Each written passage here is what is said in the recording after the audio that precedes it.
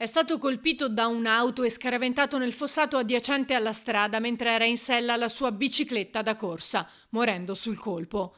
Non c'è stato nulla da fare per Angelo Tiozzo Fasiolo, 69enne residente a Chioggia con la famiglia, appassionato di bicicletta.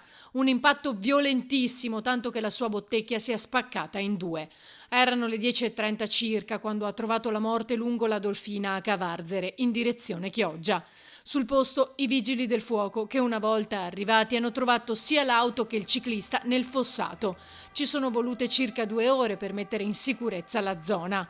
Con i pompieri anche i soccorsi del 118 che nonostante i tentativi hanno dovuto dichiarare la morte del ciclista. Ferito l'automobilista di 40 anni che è stato trasportato all'ospedale ma non sarebbe in pericolo di vita. Sul posto sono intervenuti anche i carabinieri di Chioggia per deviare il traffico ed eseguire i rilievi.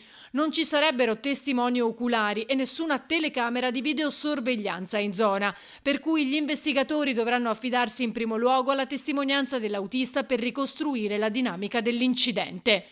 Da alcune settimane, a causa dei lavori in corso lungo l'argine della strada tra Cavanella d'Adige e Cavarzere, la viabilità sarebbe stata deviata verso la strada dove si è verificato l'incidente, aumentando il traffico che ha reso la circolazione più pericolosa, soprattutto per le biciclette.